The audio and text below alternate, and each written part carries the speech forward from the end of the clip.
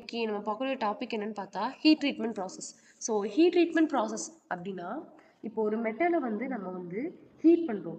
So அந்த ஹீட்டிங்கை வந்து control பண்ணி அந்த மெட்டலை அதுக்கப்புறம் கூல் பண்ணி அதோட மைக்ரோ ஸ்ட்ரக்சர்ஸ் எல்லாம் சேஞ்ச் பண்ணி நமக்கு தேவையான மெக்கானிக்கல் ப்ராப்பர்ட்டிஸ் கிடைக்கிறதுக்காண்டி ஒரு பண்ணுற ப்ராசஸை தான் நம்ம ஹீட் ட்ரீட்மெண்ட் ப்ராசஸ் அப்படின்னு நம்ம சொல்லுவோம்.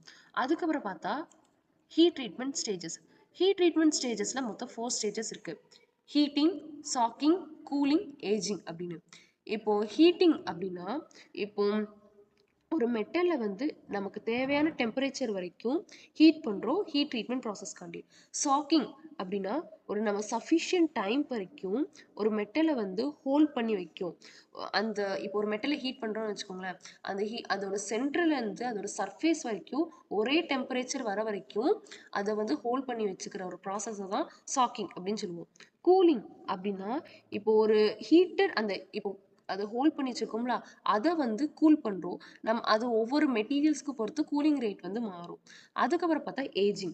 ஏஜிங் அப்படின்னு பார்த்தா சில ஹீட் ட்ரீட்மெண்ட் ப்ராசஸில் ஒவ்வொரு மெட்டீரியலுக்கும் ஸ்ட்ரென்த்தை இம்ப்ரூவ் பண்ணுறதுக்கு, ஹார்ட்னஸை இம்ப்ரூவ் பண்ணுறதுக்கு ஒரு சஃபிஷியன்ட் டைம் வந்து வேணும், ஒரு பர்டிகுலர் டைம் வந்து வேணும். ஸோ அந்த ப்ராசஸை தான் வந்து நம்ம வந்து ஏஜிங் அப்படின்னு சொல்லுவோம். அதுக்கப்புறம் பார்த்தா ஹீட் ட்ரீட்மெண்ட் மெத்தட்ஸ். என்னென்ன ஹீட் ட்ரீட்மெண்ட் மெத்தட்ஸ் இருக்குன்னு பார்த்தா அனிலிங், ஹார்டனிங், டெம்பரிங், குவென்ச்சிங் அப்படின்னு இருக்கு. ஃபர்ஸ்ட் நம்ம பார்க்கக்கூடியது அனிலிங். அனிலிங் அப்படின்னா இது வந்து ஒரு ஹீட் ட்ரீட்மெண்ட் ப்ராசஸ் தான். இப்போ ஒரு ஸ்டீல் எடுத்துக்கிறோம், அந்த ஸ்டீலில் வந்து ஃபஸ்ட்டு ஹீட் பண்ணுறோம். ஹீட் பண்ணிவிட்டு அது ஒரு டெம்பரேச்சருக்கு ஹோல்ட் பண்ணிவிட்டு நம்ம அதை கூல் பண்ணுறோம் ஃபர்னஸில் வச்சு. அந்த கூலிங் வந்து ப்ராசஸ் வந்து ஸ்லோவாக தான் நமக்கு நடக்கும். இதோட மெயின் பர்பஸ் என்னன்னு பார்த்தோம்னா ஒரு மெட்டலை வந்து சாஃப்ட் பண்ணுறதுக்காண்டியும் டக்டைல் பண்ணுறதுக்காண்டியும் பண்ணுற ஒரு ப்ராசஸை தான் நம்ம அனிலிங் ப்ராசஸ் அப்படின்னு சொல்லுவோம். ஸோ இதோட ப்ராசஸ் என்னன்னு பார்த்தோம்னா இப்போ ஒரு ஸ்டீலை வந்து கிரிட்டிக்கல் டெம்பரேச்சருக்கு மேலே வந்து ஹீட் பண்ணுறோம்.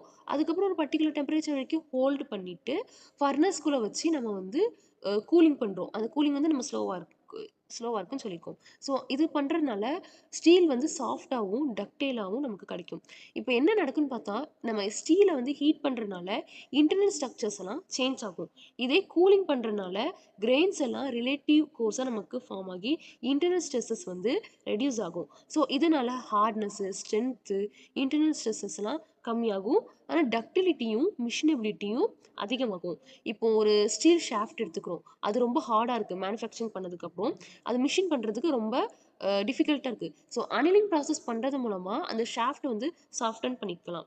இப்போ இதோட எக்ஸாம்பிள்ஸ் என்னென்னு பார்த்தோம்னா ஸ்டீல்ஸு, ஒயர்ஸு, கேஸ்டிங்ஸு, இதெல்லாம் இதோட எக்ஸாம்பிள்ஸு. இப்போ இதோட என்ன ப்ராசஸ் அப்படின்னு பார்த்தோம்னா இப்போ ஒரு ஃபெரைட் ப்ளஸ் பியர்லைட் வந்து அப்படி இருக்க ஒரு மெட்டலை வந்து நம்ம ஹீட் பண்ணுறோம் அபோவ் கிரிட்டிக்கல் டெம்பரேச்சர் வரைக்கும். ஸோ ஹீட்டிங் ப்ராசஸ் அப்போ அது வந்து ஆசினேட்டாக நமக்கு வந்து ஃபார்ம் ஆயிரும், சேஞ்ச் ஆயிரும். அதுக்கப்புறம் ஒரு சம் டைம்க்கு வந்து அந்த ஸ்டீலை வந்து ஹோல்ட் பண்ணி வச்சுக்கிறணும் யூனிஃபார்மாக டெம்பரேச்சர் வர வரைக்கும். அதுக்கப்புறம் கூலிங் ப்ராசஸ் பண்ணுறோம். கூலிங் ப்ராசஸ் பண்ணதுக்கப்புறம் அந்த ஆசனேட் வந்து கோர்ஸ் ஃபெரைட் ப்ளஸ் கோர்ஸ் பியர்லைட்டாக நமக்கு வந்து கிடைச்சிரும். அட்வான்டேஜஸ் என்னென்னா ஸ்டீல் வந்து சாஃப்டாக ஆகும், டக்டிலிட்டி வந்து இன்க்ரீஸ் ஆகும், மிஷினபிலிட்டி வந்து அதிகமாகும், இன்டர்னல் ஸ்ட்ரெஸ்ஸஸ் வந்து கம்மியாகும், ஹார்ட்னஸ் வந்து கம்மியாகும். இதே டிஸ்அட்வான்டேஜஸ் என்னென்னு பார்த்தோம்னா ஹீட்டிங் சரி கூலிங் டைமும் சரி நமக்கு வந்து அதிகமாக ஆகும். ஸோ அதுக்கப்புறம் இதனால நிறைய எனர்ஜி வந்து கன்சியூம் ஆகுது. டைமென்ஷனல் சேஞ்சஸும் நடக்கிறதுக்கு சான்சஸ் இருக்குது.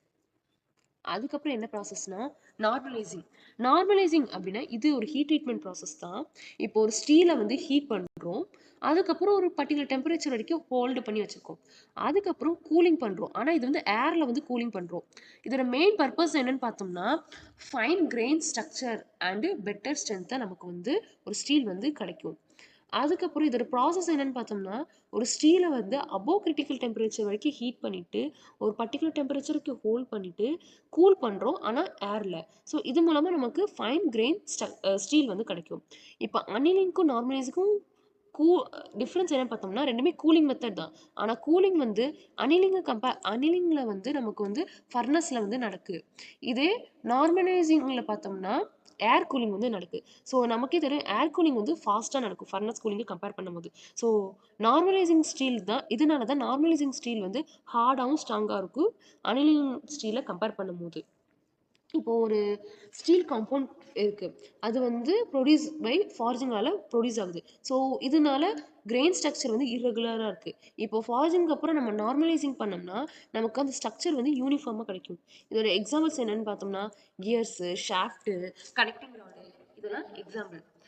இப்போ இதோட என்ன ப்ராசஸ் அப்படின்னு பார்த்தோம்னா, இப்போ ஃபெரைட் ப்ளஸ் பியர்லைட்டாக இருக்குது ஆக்சினேட்டாக ஃபார்ம் ஆயிருக்கு ஹீட்டிங் ப்ராசஸ் அப்போ. அதுக்கப்புறம் அது ஒரு சஃபிஷியன்ட் டைம் வரைக்கும் நம்ம அதை ஹோல்ட் பண்ணி வச்சுக்கிறோம். ஹோல்ட் பண்ணி வச்சதுக்கப்புறம் ஏர் கூலிங் நடக்குது. ஸோ அந்த ஆசனேட் வந்து நமக்கு ஃபைன் ஃபெரைட் ப்ளஸ் ஃபைன் பியர்லைட்டாக நமக்கு வந்து கிடைக்கும் நார்மலைசிங் ப்ராசஸில். ஸோ இதோட அட்வான்டேஜஸ் என்னன்னு பார்த்தோம்னா ஃபைன் கிரெயின்ஸாக இருக்கும், ஸ்ட்ரென்த் வந்து அதிகமாக இருக்கும், டஃப்னஸ் வந்து அதிகமாக இருக்கும், அதுக்கப்புறம் மோர் யூனிஃபார்ம் ஸ்ட்ரக்சராக நமக்கு வந்து ப்ரொடியூஸ் ஆகும், இன்டர்னல் ஸ்ட்ரெஸ்ஸஸ் வந்து கம்மியாகும். அனீலிங்கை கம்பேர் பண்ணும்போது இந்த ப்ராசஸ் வந்து ஃபாஸ்ட்டாக நடக்கும். இதோட டிஸ்அட்வான்டேஜஸ் என்னன்னு பார்த்தோம்னா ஹார்ட்னஸ் வந்து அதிகமாக இருக்கும் அனீலிங்கை கம்பேர் பண்ணும்போது. ஸோ இது வந்து இப்போ மேக்ஸிமம் டஃப்னஸ் நமக்கு கிடைக்கணும்னா இந்த மெத்தட் வந்து சூட்டபிள் ஆகாது.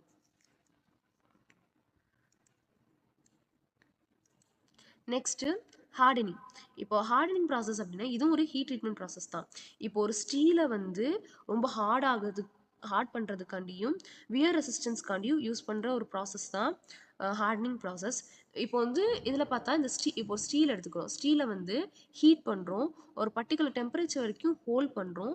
ஆனால் நெக்ஸ்ட்டு இதில் வந்து ரேப்பிட்டாக நம்ம வந்து கூல் பண்ணுறோம். ஸோ இந்த ரேப்பிட் கூலிங் பண்ணுறதை வந்து குவென்ச்சிங் அப்படின்னு சொல்லுவோம்.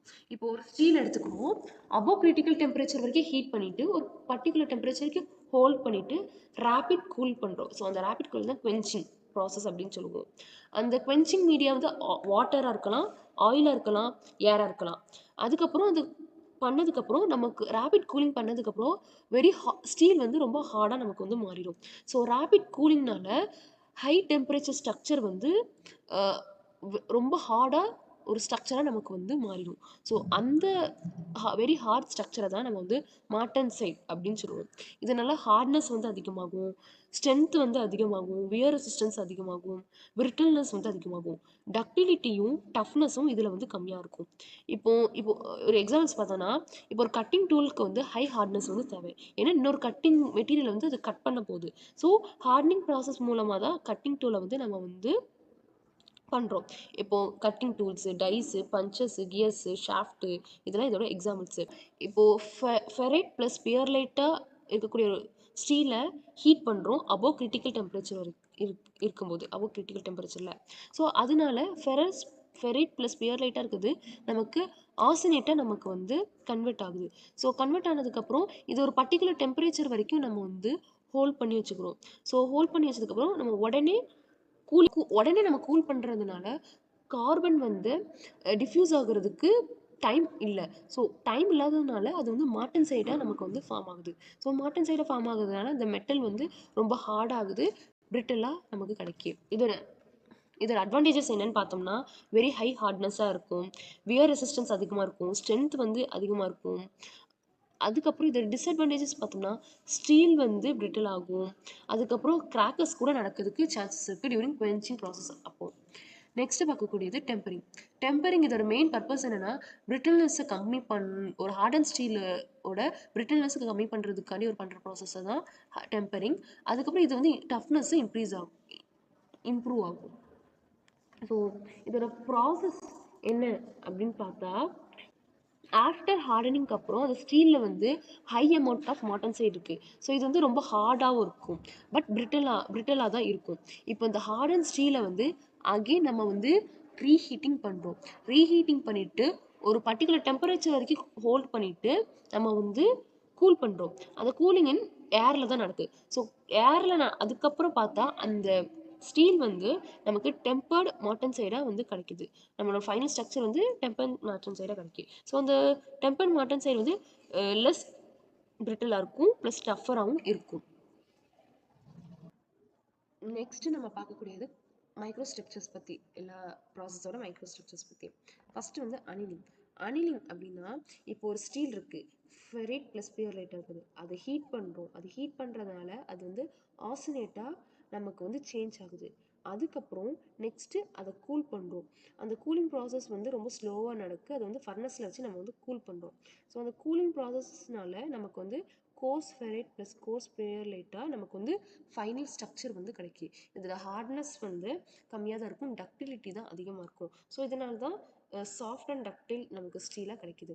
அதுக்கப்புறம் பார்த்தோம்னா நார்மலைசிங்கில் பார்த்தோம்னா இப்போ ஒரு ஸ்டீல் அதாவது ஃபெரைட் ப்ளஸ் பியர்லைட்டை நம்ம ஹீட் பண்ணுறோம். ஸோ ஹீட் பண்ணுறதுனால ஆசினேட்டாக நமக்கு வந்து சேஞ்ச் ஆகுது. ஸோ அதுக்கப்புறம் அந்த ஃபர்னஸில் இருந்து அதை ரிமூவ் பண்ணிவிட்டு நம்ம ஏர் கூலிங் வந்து பண்ணுறோம். ஸோ ஏர் கூலிங் வந்து ஃபாஸ்ட்டாக நடக்கும் அனிலிங்கை கம்பேர் பண்ணும்போது. ஸோ அதுக்கப்புறம் ஃபைன் கிரெயின்ஸ்லாம் நமக்கு வந்து ஃபார்ம் ஆகும். அந்த ஃபைன் கிரெயின்ஸ்லாம் fine ferrite plus fine pearlite நம்ம சொல்லுவோம். இதில் வந்து ஹார்ட்னஸ் வந்து மீடியமாக தான் இருக்கும், டக்டிலிட்டியும் நமக்கு வந்து மாட்ரேட்டாக தான் இருக்கும். ஸோ இதனால் ஸ்ட்ராங்காகவும் இருக்கும், ஹார்டாகவும் இருக்கும் ஸ்டீல் வந்து அனிலிடு ஸ்டீலை வந்து கம்பேர் பண்ணும்போது. அதுக்கப்புறம் வந்து ஹார்டனிங் அப்படின்னா இப்போ ஒரு ஃபெரைட் ப்ளஸ் பியர்லைட் ஸ்டீலை வந்து ஹீட் பண்ணுறோம் ஆசினேட்டாக வர வரைக்கும். ஸோ அதுக்கப்புறம் உடனே நம்ம வந்து கூல் பண்ணுறோம் யூஸிங் ஏதாவது வாட்டர் ஆயில் வச்சு. கார்பனுக்கு வந்து மூவ் ஆகுறதுக்கு ஒரு என்எஃப் டைம் வந்து இல்லை. ஸோ அதனால கார்பன் வந்து ட்ராப் ஆயிடும் அயன் ஸ்ட்ரக்சர்லே. ஸோ ஃபைனல் மைக்ரோ ஸ்ட்ரக்சர் வந்து மாட்டன் சைடாக ஃபார்ம் ஆகும். இதோட ஹார்ட்னஸ் வந்து மீடியமாக தான் இருக்கும், டக்டிலிட்டியும் ரொம்ப கம்மியாக தான் இருக்கும். ஸோ ரிசல்ட் என்ன பார்த்தோம்னா வெரி ஹார்டாக இருக்கும் ஸ்டீல் வந்து, பட் பிரிட்டில் ஸ்டீலாக வந்து நமக்கு இருக்கும்.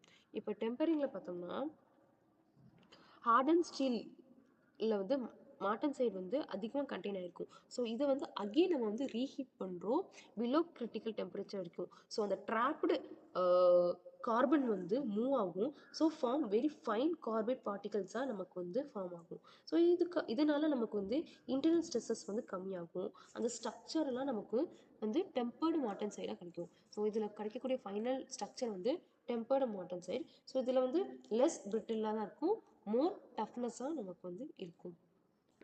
இப்போ வந்து அனிலிங் ப்ராசஸோட டைம் டெம்பரேச்சர் கிராஃப் பார்ப்போம்.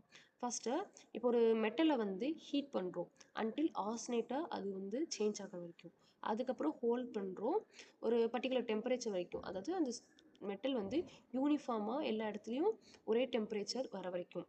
அதுக்கப்புறம் கூலிங் பண்ணுறோம். ஸ்லோ கூலிங் தான் இந்த ப்ராசஸில் பார்த்தோம்னா கூலிங் ப்ராசஸ் வந்து ஸ்லோவாக தான் நடக்கும். ஸோ இதனால தான் நமக்கு வந்து மெட்டல் வந்து சாஃப்டாக நமக்கு வந்து கிடைக்கும், சாஃப்ட் ஸ்ட்ரக்சராக கிடைக்கும். ஸோ அதுக்கப்புறம் ஃபைனல் கூலிங் பார்த்தோம்னா மெட்டல் வந்து இப்போ ரூம் டெம்பரேச்சர் ரீச் ஆகிட்டுனா அதோட ஹார்ட்னஸ் வந்து கம்மியாகும், டக்டிலிட்டி வந்து இம்ப்ரூவ் ஆகும், மிஷினபிலிட்டியும் இம்ப்ரூவ் ஆகும். ஸோ அதுக்கப்புறம் பார்த்தோன்னா நார்மலைசிங் ப்ராசஸோட டைம் டெம்பரேச்சர் கிராஃப் பார்ப்போம். அதே தான் ஒரு ஸ்டீலை வந்து ஹீட் பண்ணுறோம் அப்போ கிரிட்டிக்கல் டெம்பரேச்சர் வரைக்கும் அன்டில் அது ஆசினேட் ஆகிற வரைக்கும், அது சேஞ்ச் ஆகிற வரைக்கும். அதுக்கப்புறம் ஒரு சஃபிஷியன்ட் டைம் வரைக்கும் அது வந்து ஹோல்ட் பண்ணிவிட்டு ஏர் கூலிங் வந்து பண்ணுறோம். ஸோ அந்த ஸ்டீலை வந்து ஃபர்னஸ்லேருந்து ரிமூவ் பண்ணிவிட்டு நம்ம வந்து கூல் பண்ணுறோம் ஏரில். ஸோ ஃபைனல் ரிசல்ட் என்ன கிடைக்கும்னு பார்த்தோம்னா ஃபைன் கிரெயின் ஸ்ட்ரக்சராகவும் கிடைக்கும். ஸோ இதனால ஸ்ட்ரென்த் வந்து இம்ப்ரூவ் ஆகும், டஃப்னஸ் இம்ப்ரூவ் ஆகும், யூனிஃபார்ம் ப்ராப்பர்ட்டிஸாக நமக்கு வந்து கிடைக்கும். நெக்ஸ்ட்டு வந்து ஹார்டனிங் ப்ராசஸ் வந்து டைம் டெம்பரேச்சர் கிராஃப் பார்ப்போம். ஃபஸ்ட்டு ஒரு ஸ்டீலை வந்து அபோவ் கிரிட்டிக்கல் டெம்பரேச்சர் வரைக்கும் நம்ம வந்து யூனிஃபார்மாக ஹீட் பண்ணுறோம் அன்டில் அது ஆசினேட் டெம்பரேச்சர் வரைக்கும். அதுக்கப்புறம் அது ஒரு பர்டிகுலர் ஒரு டெம்பரேச்சர் வரைக்கும் ஹோல்ட் பண்ணிவிட்டு உடனே அதை வந்து ரேபிட் கூலிங் பண்ணுறோம். ஸோ இதனால் நமக்கு வந்து ஸ்டீல் வந்து ரொம்ப ஹார்டாக இருக்கும், ஸ்ட்ராங்காக இருக்கும், பட் பிரிட்டனில்லாவும் இருக்கும். நெக்ஸ்ட் நம்ம பார்க்கக்கூடியது வந்து டெம்பரிங் ப்ராசஸோட டைம் டெம்பரேச்சர் கிராஃப். ஸோ இப்போ வந்து ஒரு ஸ்டீலை வந்து ஹீட் பண்ணுறோம் பிலோ கிரிட்டிக்கல் டெம்பரேச்சர் வரைக்கும். ஸோ அதுக்கப்புறம் ஒரு பர்டிகுலர் டெம்பரேச்சர் வரைக்கும் அது ஹோல்ட் பண்ணிவிட்டு கூலிங் பண்ணுறோம். இதுலேயும் கூலிங் ப்ராசஸ் வந்து ஏர் கூலிங்காக தான் இருக்குது. ஸோ நமக்கு ஃபைனல் ரிசல்ட்டு பார்த்தோம்னா பிரிட்டில்னஸ் வந்து கம்மியாகும், ஸ்ட்ரெஸ் வந்து கம்மியாகும், டஃப்னஸ் வந்து அதிகமாகும், டக்டிலிட்டி வந்து அதிகமாகும். தேங்க்யூ.